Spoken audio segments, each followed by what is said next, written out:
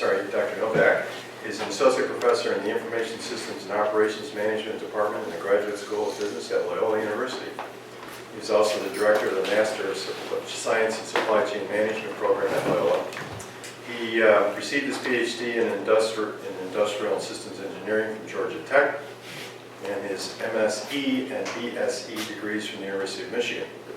Maciek joined Loyola from Georgia Southern University, where he was an assistant professor for logistics. He was also a visiting scholar at Northwestern University and the University of Tunis El Manar. Through his research, Maciek has worked with Federal Express, United Parcel Service, and the Georgia Ports Authority. He has also received grants for research from the FHWA, the Federal Highway Administration, and the U.S. Department of Transportation and U.S. State Department.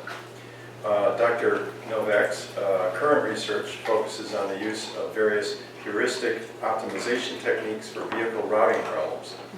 He is also interested in the adoption of tracking technologies within the supply network, as well as more general strategic supply chain problems. His research has been published in Transportation Science, European Journal of Operational Research, Computers and OR, and the Journal of Transportation Management. He has also written book chapters on the package express industry and the use of technology in the trucking industry. Dr. Nowak, it's a pleasure to have you. Thank you very much. Thanks. Thank you for having me on campus. Before I get going, I know a lot of you are faculty here in urban planning, and you have, I'm sure, perspectives on transportation and supply chain. I want this to be more of a dialogue. I'd love for that to hear your perspective. So if I say anything that you have an opinion on or completely disagree with, I'd love to hear about it. Feel free to stop me. As they often say before TV shows, any opinions expressed are solely those of those presenting them. And these are my opinions, a lot of them, and what I think, what direction the supply chain world is headed, and what are concerns of supply chain managers today. So you are free to your own opinions as well. So I please do speak up if you have any thoughts. I wasn't exactly sure on the audience, so I wanted to at least get set the bar for what we're talking about when we say what is supply chain management or logistics. And I have two definitions up here. One is the one that's presented by CSCMP, one of the more well-known supply chain professional organizations, and then a much shorter one, the management of inventory at rest or in motion. But I want to break down the longer one because I think it's a little more interesting. You need to move your slides so you can stand a little bit aside. And unless I'm in the way, I'm fine with okay. I don't know if people can see the slide. No. Maybe stand up to the side. Fine. Off to the side. I move a lot, so you'll hopefully. All right. It is that part of the supply chain process. So we're thinking of it's really a series of steps that we are undertaking to achieve the actions we're trying to get to here. That plans, implements, and controls.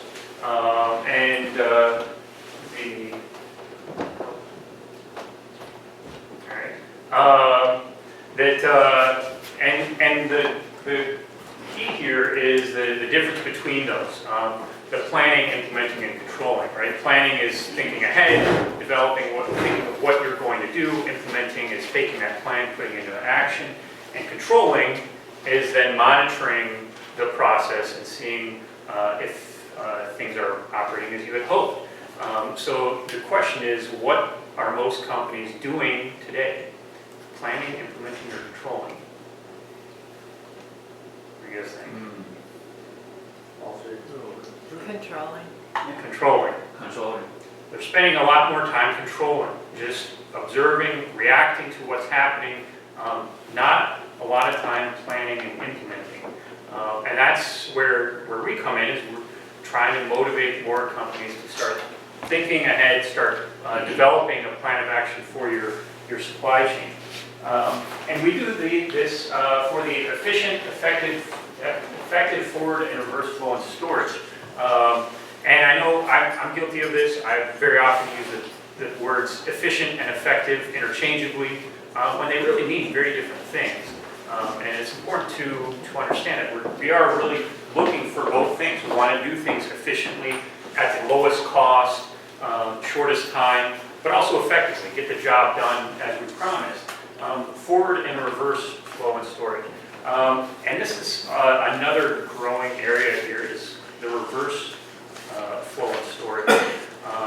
I think we're getting a sense of how to plan the supply chain, moving the goods towards the customer, but the difficult part of this is becoming, and especially with the growth of all of the online market, how do we bring the product back from the customer, right? How do we determine where that product should go, how it should move up the supply chain? Now, if you're, I don't know if how many of you are familiar with the term postponement in supply chain. So postponement is delaying differentiation of a product until the very end. So for example, Dell, right? They don't manufacture their computer until you've ordered it and specified exactly what you want. Then they put it together and move it forward. That's why it's taking 2 weeks for me to get my computer. Yeah. It should be faster. Actually, they said it was going to be 2 weeks, and then it came up 3 weeks. And that's probably a procurement issue. They might not have the parts that they need for you. But in this way, they can react much more quickly to what the customer wants. If you imagine that they had to hold in inventory every computer model that they can deliver, their inventory costs would be through the roof. But this way they can keep their costs low. Another perspective, another simpler example is Subway. Right? Subway doesn't make the sandwich until you've explained what you want to it. And again, thinking about how, if they had to hold every single type of sub that they can make, their inventory would be through the roof. Okay, the reason I bring this up is when we start talking about reverse flow, it's the opposite. We want differentiation to happen as soon as possible. Right? You want to be able to figure out why is that product coming back up the supply chain as soon as possible so that we can get it to the right place. Does it need to be repaired? Can it be put back on the shelf? Does something else need to happen to it? So the idea of forward and reverse is really growing in terms of the areas of research interest because it is such a difficult part of the supply chain. And we're doing this for goods, services, and related information. And I'll bring this up. I'm not going to talk too much about services, but I really want to highlight the difference between goods and information. Right? Which would you rather be carrying? Information, right? Information is a lot cheaper to transport than goods. So how do we replace goods with information?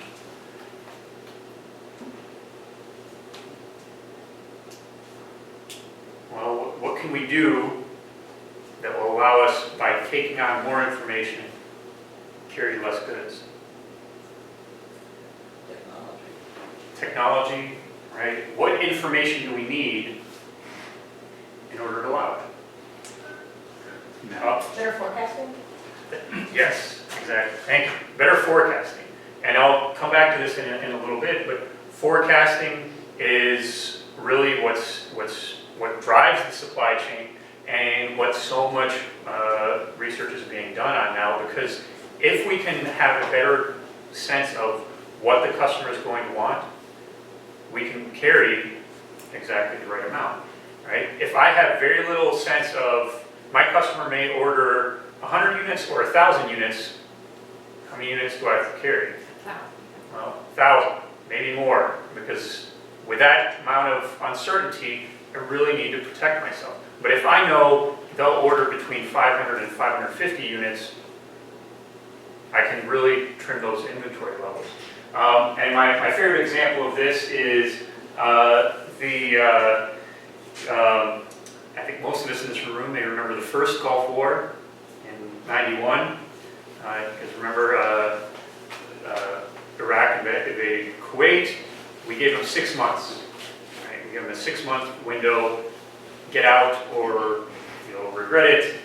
What happened over those 6 months? Built up our forces. We built up our forces. They call it the Iron Mountain because we sent everything, just the military, everything they had. So 10 years later, we're back in the thick of things again. No political comments on that, but I have several former students who were military logistics who served during the Second Gulf War, and they were still bringing stuff out of the desert from the first Gulf War, 10 years later. So the military very quickly realized that they were doing a lot more movement of goods and not enough information. Right? So over the last 10 years, there's been a lot of focus for, all right, can we move less and use more information?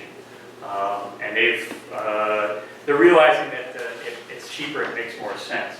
All right, and then we do all of this in order to meet customers' requirements. And I know that that seems fairly obvious, right? All of this, everything we're doing for the customer. This is a relatively new addition to the definition of logistics. If you go back, well, I guess at this point, maybe 25, 30 years, that wasn't there. If you think back to before deregulation of transportation, you didn't have this focus on the customer. And you look at what transportation providers are doing now. Does anyone remember the slogan, the tightest ship in the shipping business? Remember, who was that? Remember? UPS? UPS. UPS was the tightest ship in the shipping business. What does that tell you? They're using up all their capacity. No. The tight means it's a little... There's fewer leaks, there's fewer stuff that's getting out. Yeah, the most reliable, you can count on them, they don't make any mistakes. All right, what was the slogan after that? Do you remember their slogan in the 90s? What can Brown do for you? What does that say? We're going to meet customers' requirements. You're the customer, what can we do for you? You tell us what you want. And that was really part of this big shift in supply chain thinking of, all right, instead of just getting the job done efficiently, how can we tailor what we're doing to what the customer actually wants? And very big transformation. Just a couple, these are the only numbers that you'll see here, so don't surprise, please. Can I ask a question? Yes. So in the beginning, you talk about supply chain management, and then the previous slide, the title was logistics. So what's the difference between the two? I'm sure there are differences. I would argue that you could Google the definition of logistics and Google the definition of supply chain management, and you will find almost the same definition in many instances. Commonly, most people seem to think that logistics is a subsector of supply chain management, that it's more the actual movement of the product, whereas supply chain management touches on everything from raw materials to end customer. I would argue that you can say that logistics covers that as well. Logistics is getting things from the raw material to the end customer. Again, supply chain is viewed as the more broad, higher level term. Logistics, if you're talking logistics, I think you get more of the engineering sense, the blue collar perspective. But again, you can find definitions that sound exactly the same for both. I don't know if that doesn't answer your questions because I don't know that there is. My impression was before coming today was logistics, as you said, is part of supply chain management.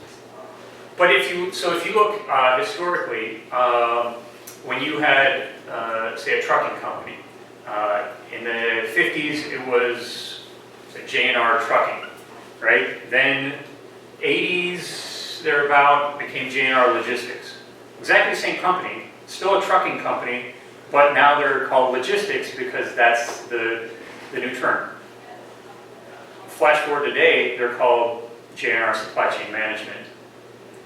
Next, in 5-10 years, they'll be called JNR Value Chain Management.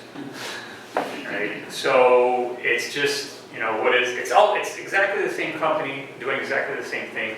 They're just using the title that's more people recognize, that gives them more business. So does that answer your question? All right. This just gives you a sense of how much we are spending on logistics and where that spend is going. So we have a sense of the perspective here. And we're at almost $1.5 trillion. 60% of it about on actual transportation, the remainder, most of it on inventory, holding costs, right? And to put this in a little bit better perspective, this gives you a sense of the red line being how much we're spending, and the yellow bars as a percentage of GDP. So what you see is that the amount we're spending is going up, but our economy is growing as well. And so as a percentage of GDP, we've seen what we're spending on logistics go from almost 20% to around 8%. So what's changed? Well, we're doing a better job, first of all, of managing our supply chains. Transportation deregulation was a big drop here. And then interest rates now are the reason that we see that fluctuate. So what do interest rates have to do with the cost of logistics? You have to finance your inventory. Yes. Yeah.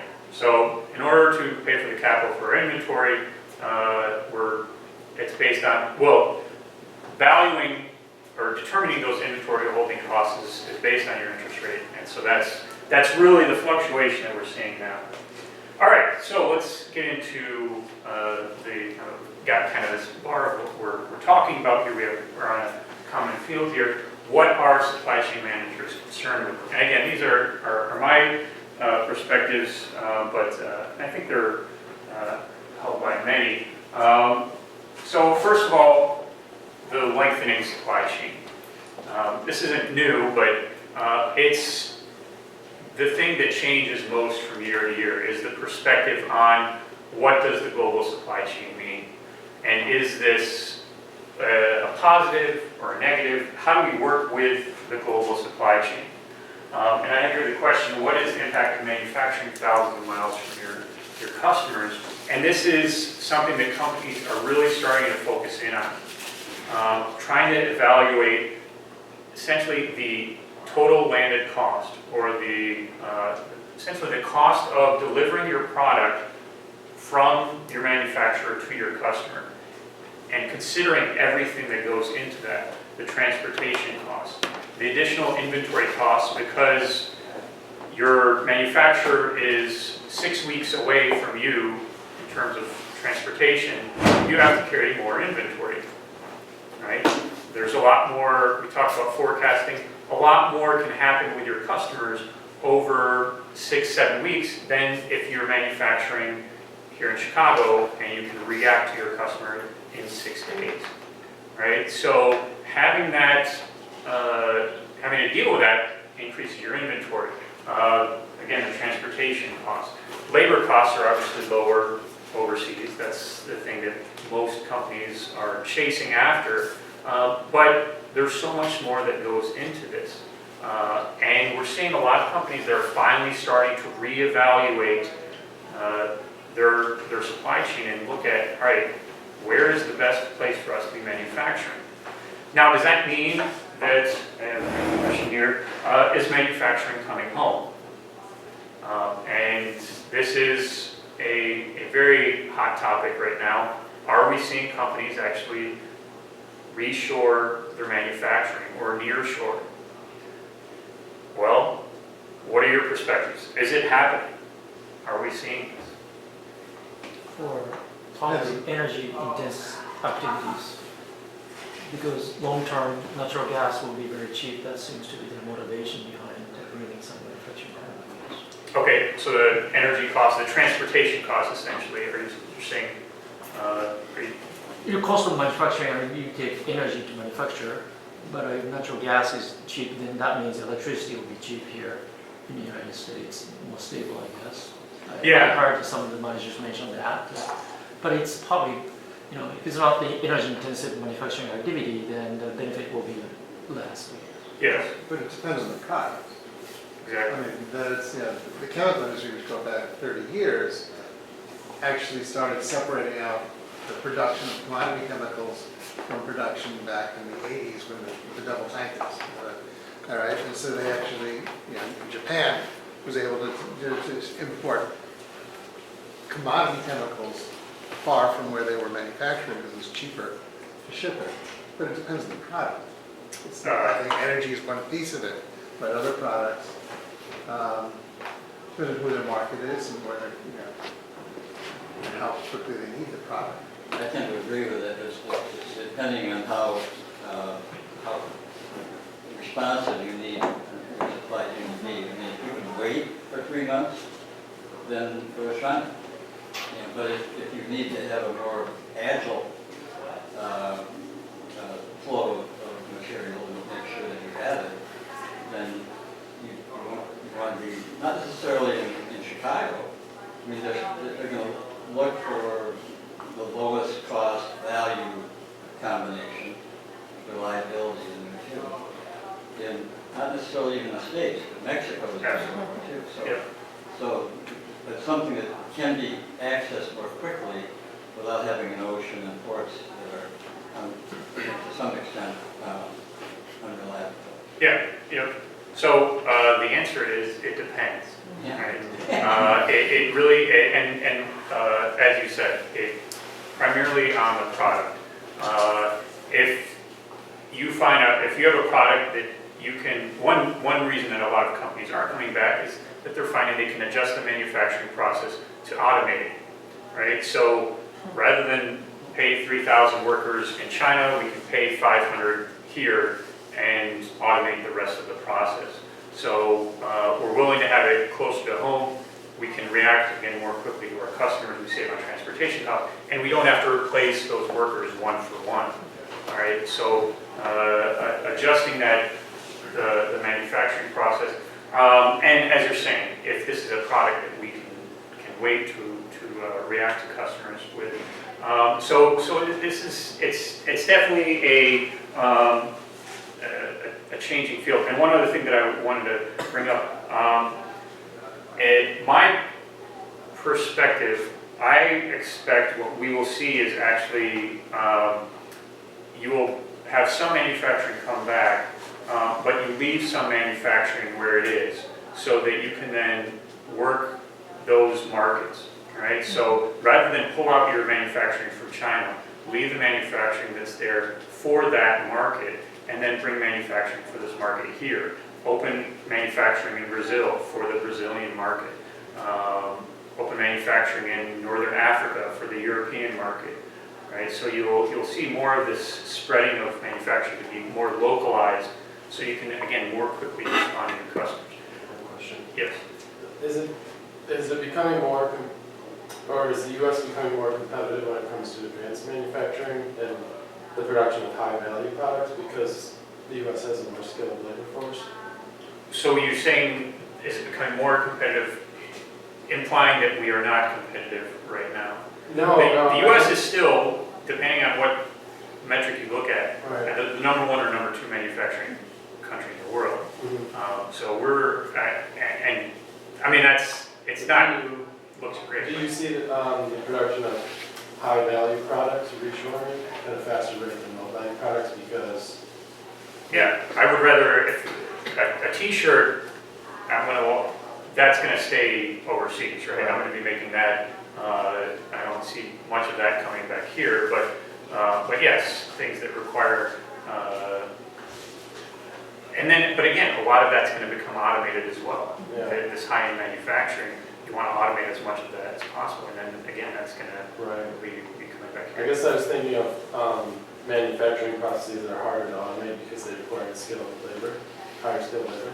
I can show you some videos that will blow your mind in terms of manufacturing high-end things that require high skill. I mean, it's pretty impressive what they're getting robots to do these days. So, yes. You talked about the redundant manufacturing to serve local markets, but isn't there also the balancing, I see for a lot of manufacturing companies, to have redundant, sources in case something happens at one of them? All right, so therefore, they just have one place it's manufactured. There's too many, you see too many cases where something happens, whether it's a natural disaster, and they need redundant sources. And shipping is actually still a relatively cheap, cost. Yes, yeah, and I'm going to touch on risk in the supply chain in just a moment as well. But absolutely, I mean, building redundancy in the supply chain, but that becomes then expensive. Right, there's a balance. So so how do you? Well, we'll talk about that in a moment. And another balance is you have many or multiple distributed manufacturing centers versus one, which you can take advantage of economies of scale. If you have more smaller scale, then the unit of manufacturing cost can go up.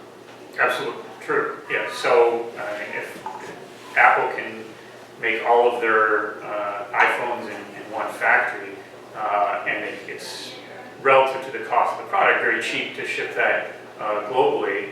So yes, that's probably not going to change for something like that. But again, there's certain products, yes. So and again, as we move into more automated manufacturing, more 3D printing, things. What is that going to? How's that going to change the market? Where manufacturing can become cheaper, even if you don't have the economies of scale.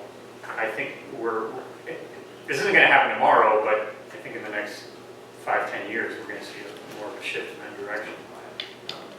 Don't hold me to it, though, although this is now on videos. And then the other question is, how about the emerging markets? We talk about moving into to those, and if we take a look, China's middle class could double by 2020, in 5 years.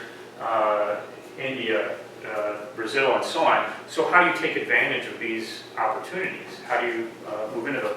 And I've one example here that I really love, and it's Manaus in Brazil. And got this city about 500 miles down the Amazon in the heart of the jungle. Why do you have a city of 3 million people living in the heart of the Amazon jungle? Henry Ford, isn't that where the Henry Ford, he built a village down there a long time ago? No. He did actually get down there for this reason, but it wasn't. Hartopia or something like that? Rubber. Isn't it? What was that? Rubber. Rubber. Exactly. Wow. The first person I heard about this up to me got it. Which is why Henry Ford. Yes. So he did come down there, but he didn't. It was started before before him, and then obviously the vulcanization of rubber changed things. The rubber barons were at one point viewed as bigger than any steel baron or anything like that. I think Rockefeller said I should have gone into rubber,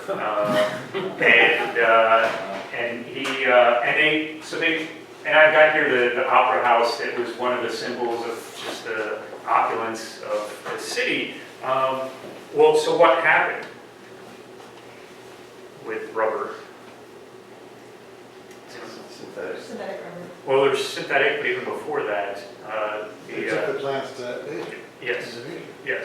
So the British actually They came stole the plants, and apparently this was it wasn't quite as sneaky as they made it out to be more like, oh, we did it under the cover of darkness and got them out, but it was more, they didn't even realize what was happening, and they just took these plants, they said for scientific purposes, and took them to Asia. So Manaus no longer this monopoly on rubber, so now you've still got 3 million people in the middle of the jungle. What do you do?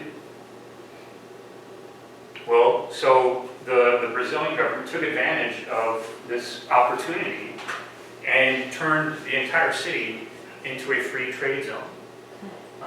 And so now there's a lot of manufacturing, but in particular cell phone manufacturing. All cell phones manufactured for Brazil and much of the South American market are manufactured in Manaus.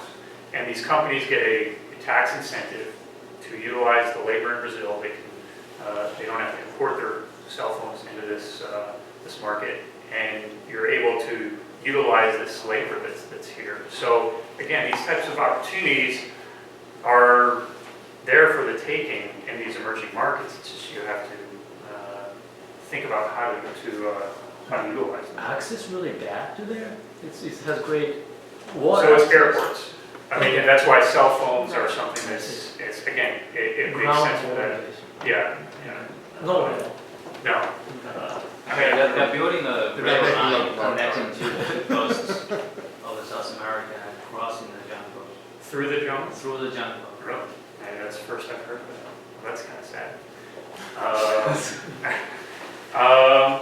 All right, so what else? Big data. We all hear about big data, and I know you guys have a data visualization group here. We talked about forecasting and the importance of forecasting.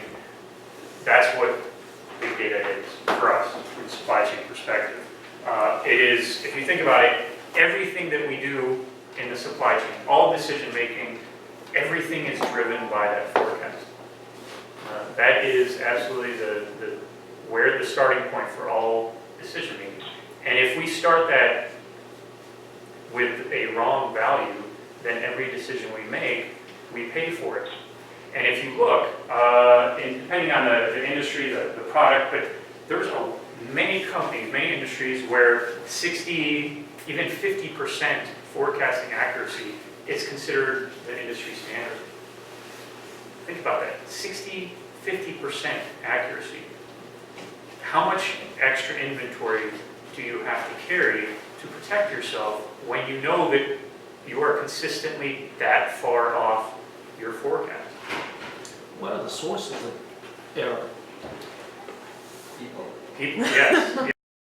Yeah, but people's behaviors, I mean, is that, people change behavior for some reason.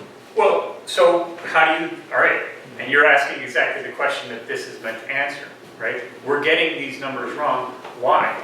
People, we are doing a horrible job of forecasting behavior. So much of that is because we have all this data, we're collecting all this information, right? Think about, and you guys are probably, all the tracking technology, right? We are tracking every product, every truck that's moving. We know where it is, when it is. What are we doing with all this information? Well, many companies, they're collecting it and they're doing nothing. We're doing a study on the adoption of tracking technology in the supply chain. And one of the comments that came up several times is, from the transportation provider's perspective, when a customer comes to us and they say, why aren't you giving us tracking information? And they said, we will say to them, we can do that for you. You will pay for it. But the question is, what are you going to do with that information? The customer was like, well, our competitors are getting it. Your competitors are providing it. We should be doing the same thing. Okay, great. But what are you going to do with that information? And this is really what I think a lot of companies are struggling with is how do we take that information, turn it into, or use it to replace goods?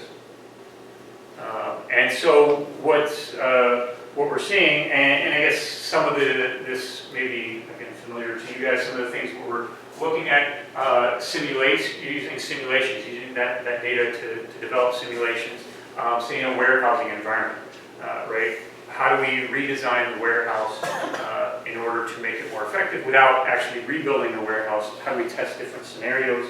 Talk about forecasting techniques. The danger here that we're seeing is we've got all this new neat software out there that does forecasting for you, and companies are viewing it as this almost a black box. We put the data in and it spits out our forecast.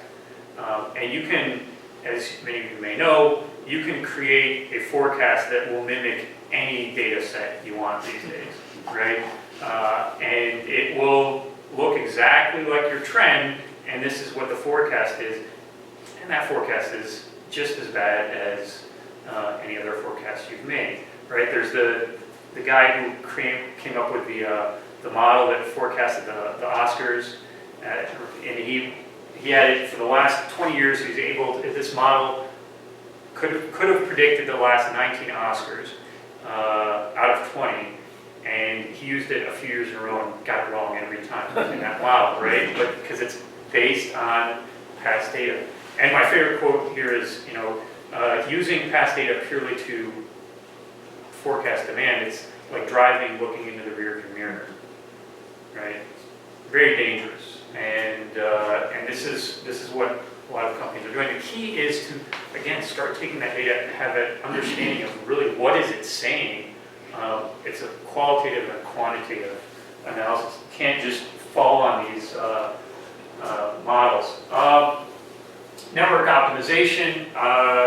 This is drawn from a piece of software called LogicNet that IBM developed. It does a really neat optimization of network design. So thinking about what are your best locations, how should product flow through this network, and because of this, we're able to solve problems that just a few years ago seemed impossible to solve. UPS's Orion software that they developed, you may have heard about this, but it's amazing. If you think about the tens of thousands of trucks that they are routing every day to deliver millions of packages, and they are now able to solve that problem to optimality. It's not a heuristic. It's giving them the best solution. Like, it's remarkable that they can do this, and we need more of that. I just want to go back to the forecasting problem, and it seems like, and maybe this is obvious, but the practical business response to that is to err on the low side, I would think, generally, in terms of predicting how much material you need, and then make the supply chain as efficient as possible so that it can respond as quickly as possible to what we actually know about behavior as it happens. Is that? Well, but then that goes back to our question of the global supply chain. Yeah. When you say make it as efficient as possible, Well, if you're manufacturing in China, there's only so fast that ship can. right, so it drives your choice to be more reliable. Yeah. So again, but then it's that trade-off that we're talking about. So you're doing several different things at the same time here, right? You're trying to improve that forecast to improve the quality of your information. You're trying to read that information more effectively. And then, yes, you're making the decision of, all right, given the quality of the information, what we know, how well we can forecast, how far away should we be manufacturing? So all this coordinated it's complicated. Can I ask you a question about Yes. that? This has been bothering for quite a while, because I'm not too familiar with this. But in the inventory cost, I'm noticing that when you order something from a store, say I'm ordering something from California store, but a lot of times it comes from some store in Kentucky. So that means they are basically carrying the inventory at the storefront.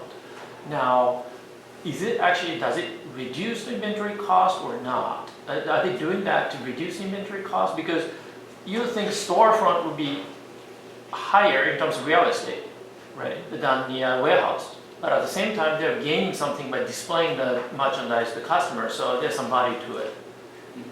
Well, so omni-channel is one of the, and actually I forgot to put that in here, but omni-channel is very much a growing field, because you're trying to figure out how to operate all of your different channels of delivery as one common channel, and pool all of your inventory, the visibility as one, right? So the idea that I can take from a shelf here and deliver it to a customer across the country. I don't know how often that happens, but it's not unheard of because, again, depending on where your inventory is, say the warehouse likely may not have been, isn't stocked, or like you said, the warehouse is in California, I've got it on the shelf here in Kentucky, it's a much cheaper move for me to deliver that product. And again, even from California, it's not like I'm going to gain some volume savings by packaging that with other products. Or maybe I can, if I really have solid visibility. Think about Home Depot, right? You can purchase something online at Home Depot to have it delivered in store. So we've done some work with them on this, and the thing that they complain about is, and their customers complain about, is you buy something, you have it delivered in store. They would have a separate vehicle, they'd have UPS, say, deliver it from the same warehouse that's delivering the rest of their product, essentially running parallel to their freight transportation to deliver that product. They've changed that now. Now they've got it all together as one, but it's still, that was a huge hurdle for them to overcome, to get that information integrated so that it is moving by the same transportation mode. The other perspective is, all right, you have it delivered in store, they bring it in, and one of the workers sees it and goes and puts it on the shelf, right? Somewhere where this is designated for you, who is going to be coming in to pick it up.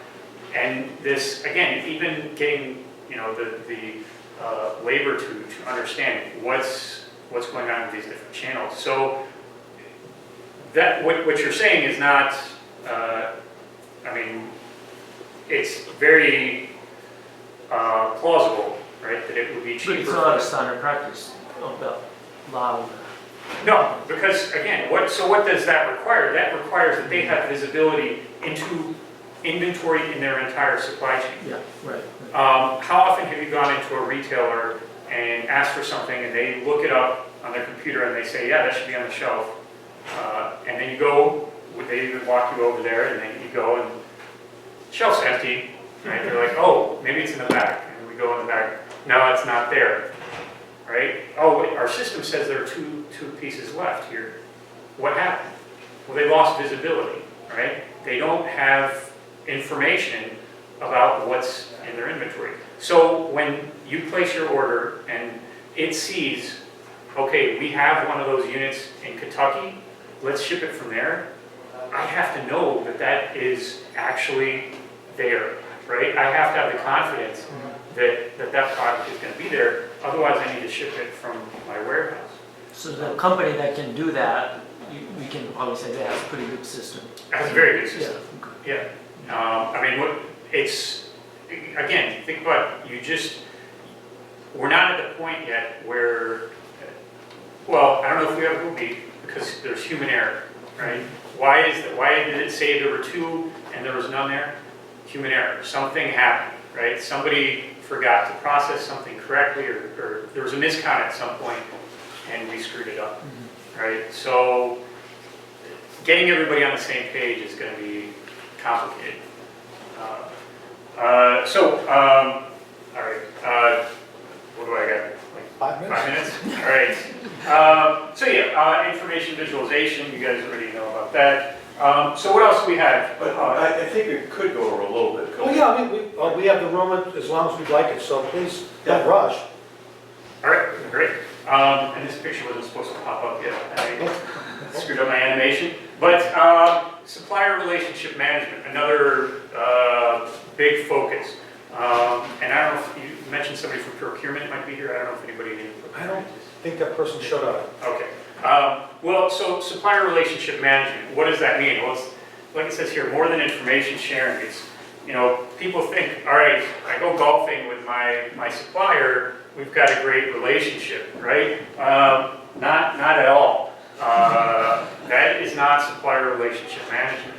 And then this picture was supposed to pop up. So think about our automotive industry, and I'm redesigning my car, right? And I want to improve whatever this part is right here, right? And I want to make it stronger, higher quality, but I don't want it to increase my cost, or I wanted to improve my fuel economy, something like that. Who best knows that part? The supplier, right? The supplier knows that part better than I do. And if I have developed a strong relationship with them, and I come to them and I bring them to the table, and I say, hey, this is what we're looking to do, can you help me with this? They're going to say, all right, we're going to put our best people on it, we're going to try to figure out a way to make this work. However, if you are taking that supplier and you are raking them over the coals every month to lower cost, and you are just hammering them, you're not paying them on time, you're treating them like you're the customer and you can say whatever you want and they have to do it. When you bring them to the table and you ask, hey, we need help with this, what are they going to say to you? You can, yeah, good luck. You redesign the part and you tell us and we will try to make it according to your standards, but we are not going to devote any time to you. And again, it seems so natural, logical, right? You want to have these good relationships. But this is not happening in supply chains, where this is really a developing field, developing these relationships, because we're so used to treating our suppliers like garbage and trying to just squeeze them for everything we can. I don't know how many of you are familiar with Walmart's reputation among their suppliers.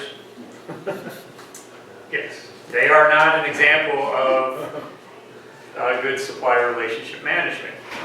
Yet they succeeded. They're not stopping. Because they're big. Yes, yeah. I mean,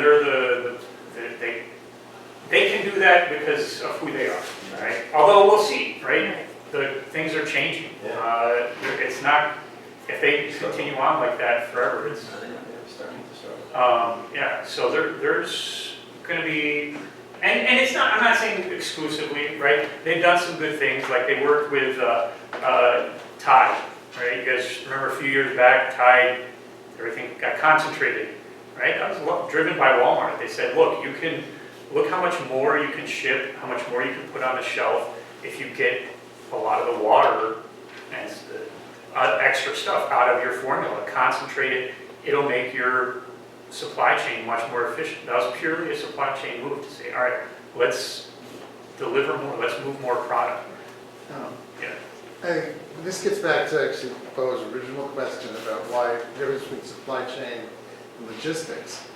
Most manufacturing and retailers are pushing a lot more, when we call it outsourcing and we develop, responsibility for product design, for other opted chains. So it's logistics.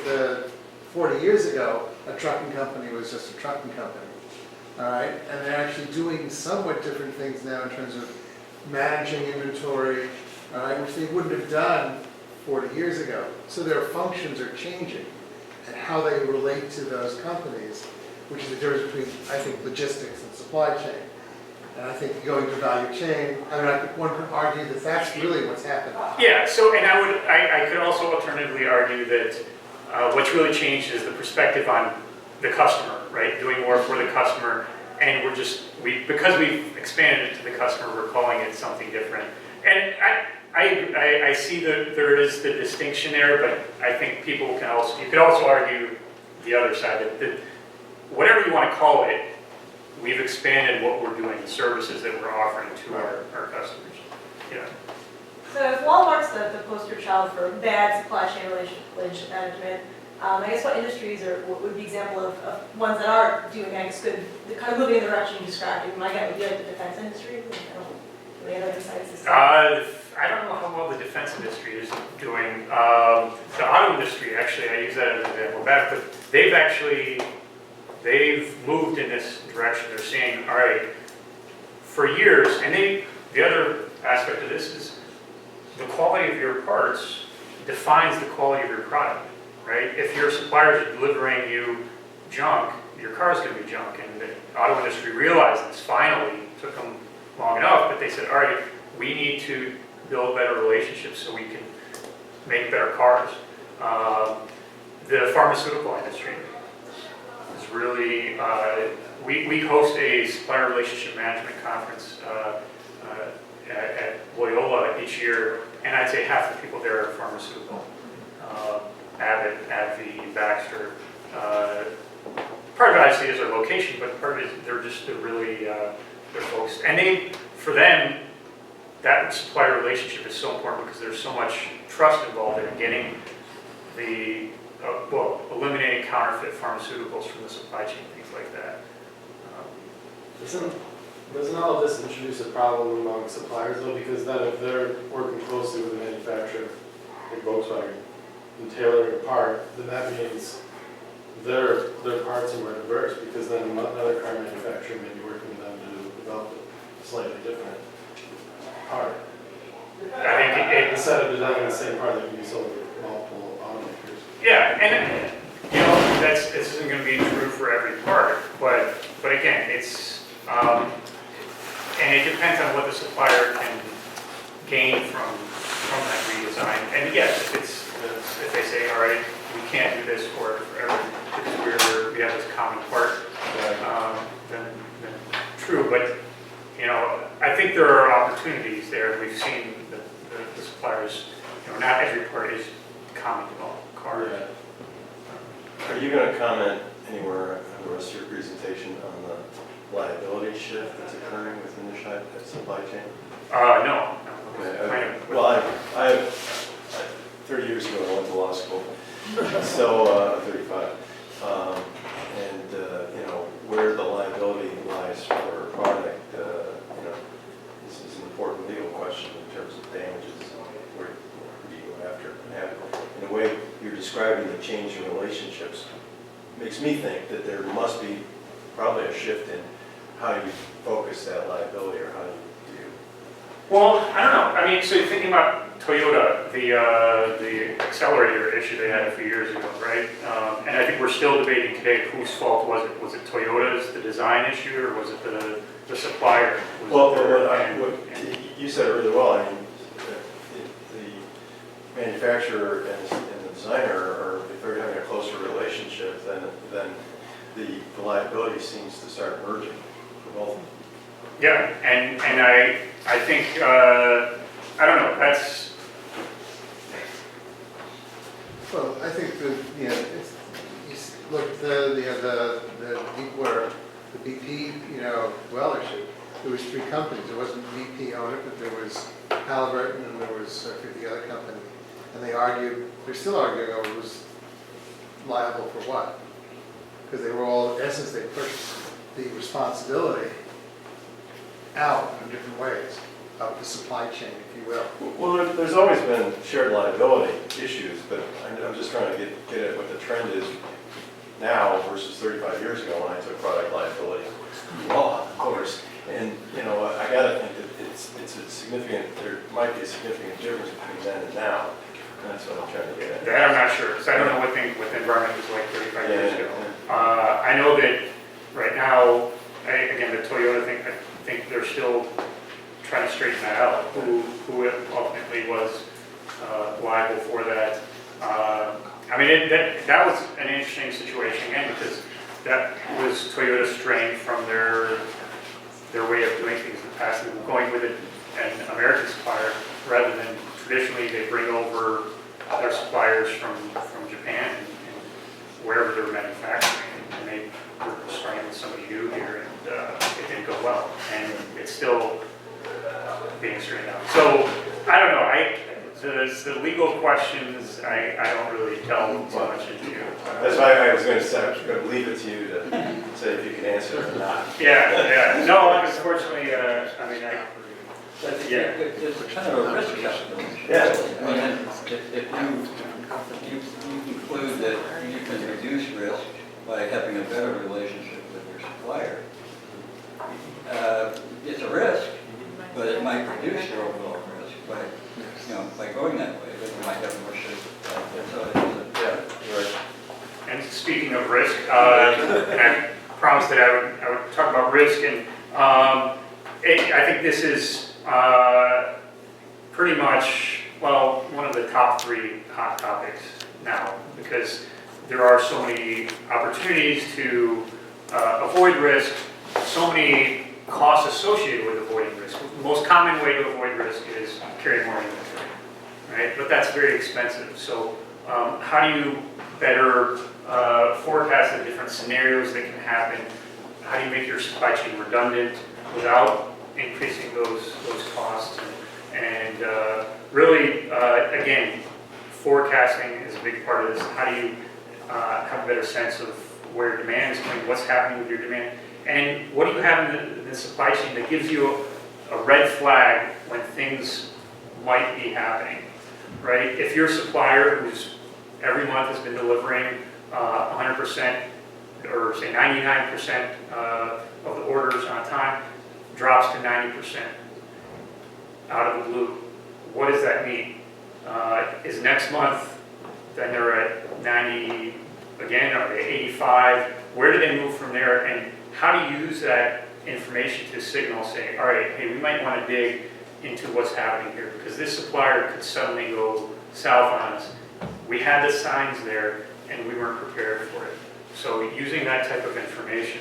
And then you've got, we've got a couple of disasters. This is a former student of mine who worked at the Port of Charleston, and this was a ship that was coming in that had suffered some rough seas, and things like that happen, right? They say about 10,000 containers are lost at sea every year, which when you consider the millions that are moving is rather remarkable, but that's 10,000 that are reported lost. They don't always, for liability issues. And then this is something I took this picture a couple weeks ago in Pennsylvania, in Philly, and this truck was trying to get onto the freeway and they cut the turn here. And you think about something like this, it's kind of innocuous, but that's a shipment that's going to be late, right? And, you know, we think about risk, we think, you know, the tsunami knocking out Japan or the port closure in LA. Those are somewhat black swan events, but this is the more day-to-day risk that creates, really, that builds up and adds a lot of cost to your supply chain. Having things to kind of avoid the damage from those risks is important. And then I think that's got the last few things we talked about: energy costs and sustainability, really becoming tied into supply chain. You look at a lot of positions that are actually one of the good friends of our program and alum is the Chief Supply Chain Officer at McDonald's, but her title is Chief Supply Chain and Sustainability Officer.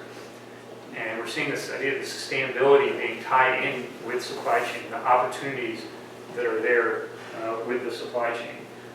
And then finally, aging infrastructure. You know something about that. And that's, you guys know about that. And Not us personally. but- yes. So I've got here, you know, congestion coming up, and then tied in to work locally, which you guys are probably getting familiar with. So this is what we're, from a supply chain perspective, seeing every day. A lot of complaints about, you know, what are we going to do about Chicago? And it is this great hub, but it's also the, right, you can move a train across the country in, like 60 hours, and then it takes it another 30 to move across Chicago, which is bad.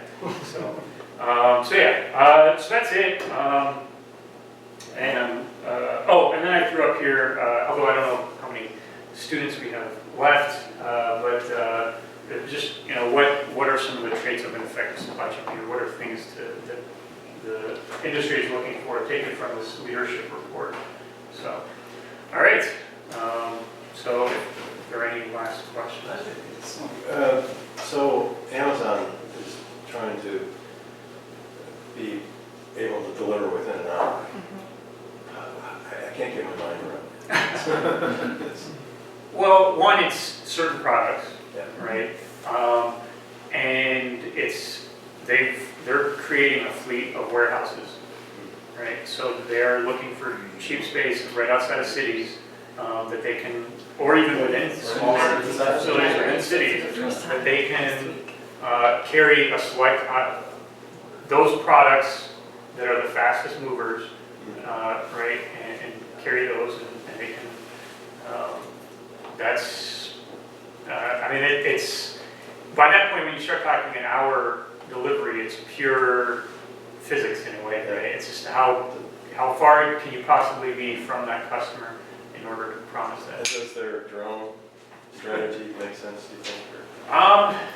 It just sounds- I think when you start looking at the economics now, the cost of these are becoming such that why not, right? So there's no question, they're pushing it, right? They are looking to see that implemented. I mean, Amazon is, I visited out there, they have some really cool problems and some really smart people working on them. And I think there's not a problem out there that they're not thinking about in terms of transportation, right? The lockers now where you can have things delivered to a locker, right, and just go and pick it up. That's a fascinating problem, thinking about forecasting that, right? If you order something online and you want to have it delivered to this locker at a 7-Eleven or something, what is the likelihood that there will be an open locker for the UPS guy to leave it in the locker? Right? How do I know that the customer before you actually came and picked up their package to empty out the locker, right? So if you order 2 days in advance, I'm now having to figure out, all right, how many lockers do I need in order to, and what size should they be in? So it's a fascinating problem, and the scale that they're operating at really gives them opportunity to have a lot of data and really think about, yes, things like 1-hour delivery, drone delivery. So. Can you just mention a little bit about your program at Loyola? Oh yeah, sure. So we started a master's in supply chain management 3 years ago. We're in our 4th year now, and we have a program, a core of 5 classes: inventory management, global logistics, purchasing management, supply chain analytics, and capstone. We've got about 35 students in the program right now, so good size. A year after that, we started our Supply and Value Chain Center, a research center started by John Caltagirone, who I'm taking his place here right now. He is our founding director, and we have now over 70 member companies there, including McDonald's, Walgreens, Abbott, so a lot of good representation in Chicago and beyond. Do they financially contribute to this? They do, yes. Yeah. So it's, no, he's done an amazing job driving that. So. Any other